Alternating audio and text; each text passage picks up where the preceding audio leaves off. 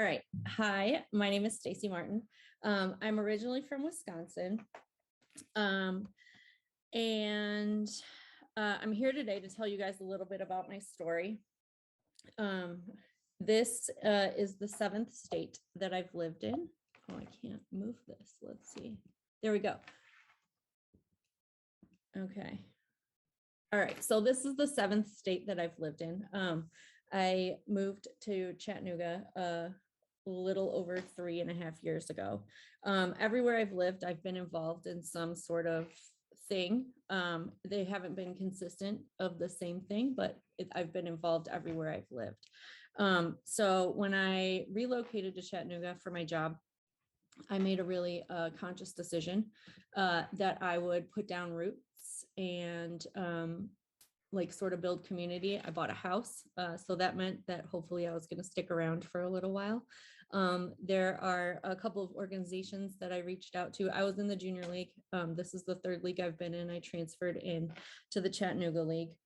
And I was looking for other things to get involved in. So I stumbled upon the Women's Fund, and Katie offered to meet me for coffee one day to sort of talk a little bit about what this was all about. And when we sat down, she told me this was the 49th worst state for women to live in the country. And I was like, where did I just move to? That was really disturbing. So then I sort of started digging in a little bit more. But little did I know how important that building community was going to be when I moved here. Because shortly after I moved here, less than a year, I found out that I had this really rare genetic mutation, and it gave me an 80% chance of getting stomach cancer and a 60% chance of getting breast cancer in my lifetime. And it's they think it only happens in 1 in every 9 million people. It is very, very rare. I had to figure out what to do and what was going to happen. I didn't have a doctor here in Chattanooga. I initially went to the Mayo Clinic because that's where my mom, who was diagnosed with this as well, found out about it. So we went to her doctor. And then I soon found out that the NIH was doing a research study. And so I was very fortunate to get into that. So there were 2 courses of action. The cancer grows diffuse, so it grows in the lining of your stomach. So there's no tumors. So it's very, very hard to find. And the 5-year survival rate with somebody with this stomach cancer is less than 5%. So there was 2 courses of action that I could take. One of them was to have surveillance done and do an endoscopy and hope that they plucked a cancer cell in my stomach to know that I had stomach cancer. Or the second choice, which was a lot more drastic, was to have my stomach removed. So in September of 2019, I had my stomach removed, and that changed a lot of things for my life. They did the pathology on my stomach, and they found 17 spots of cancer in it after they took it out. So it was immediately validating that I made the right decision.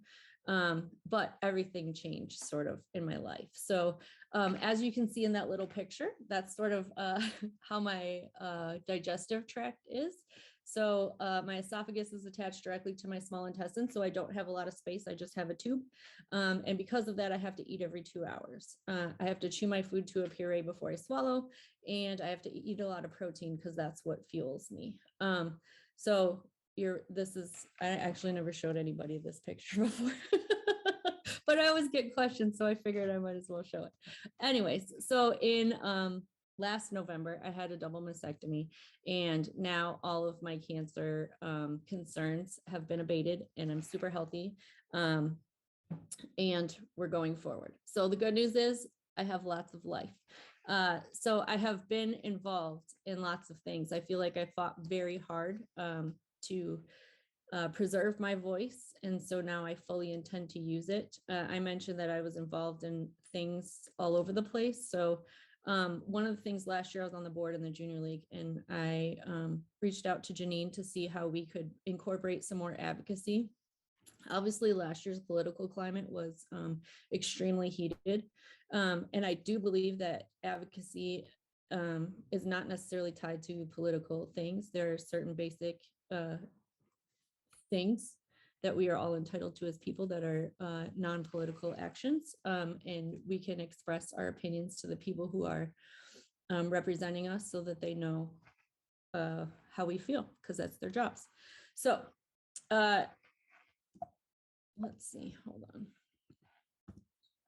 So this leads to the advocacy portion of things. So because I am a cancer survivor, it's still weird to say that because I didn't know I had it until after it was out of my body already.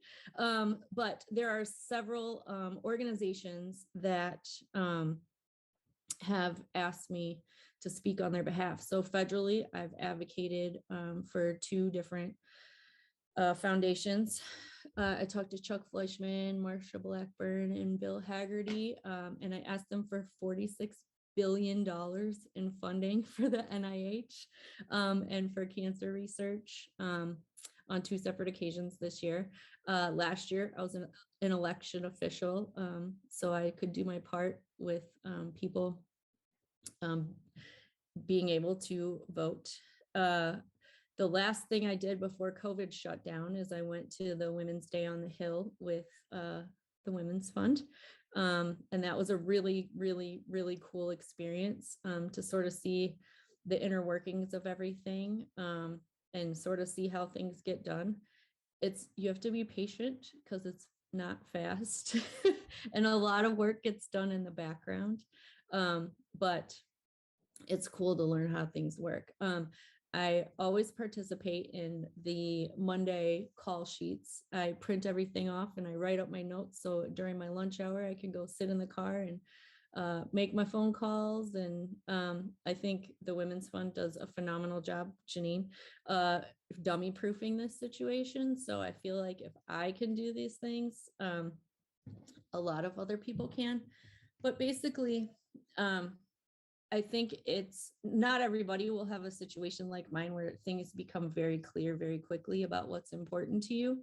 But I feel like the more that you listen, and there's as you're wandering through the universe, things will just come up like, oh, I don't really like how that feels, or something's wrong here. We all have voices, and I think there are a myriad of ways to use them. So bringing all of this together, one of the really cool things that came out of my situation is I started a snack company. So because I have to eat every 2 hours, living down here, it's hot all the time. So I used to have to bring a lunch bag with me because I needed my cheese sticks to be cold. I prefer them that way. So I discovered nuts, and they were delicious and a really great source of protein. So I started a company called SeaHorse Snacks. This is my way of sharing my love of food and my story with the world. Stomach cancer is one of the deadliest cancers that exists, and it is the most underfunded cancer. The NIH only had $15 million to do research last year, which is crazy. I mean, there are the popular cancers, the breast cancers, the colon cancers, and it's amazing that we have ways to treat them and to deal with it. My situation is so rare. The only thing that I could do was remove my stomach. So as a part of my longitudinal study that I have with the NIH, hopefully I gave them my stomach. They're doing research and they're going to find ways so that people in my situation won't have to give up their stomachs anymore, and we'll have a way to treat and potentially prevent this. So in a nutshell, that is most of my story. If you guys have any questions, I'd love to answer them. And I really just thank you for the opportunity to share with you my story. You get so many points for saying in a nutshell. Are you kidding me? Right after talking about nuts. Stacy, that's amazing. And one of the things that's coming up in just a minute in this presentation that I plan to talk about is the idea that advocacy can save lives. And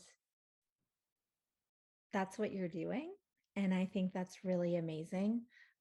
because sometimes we lose sight of, of all the things that happen as a result of advocacy, because we're caught up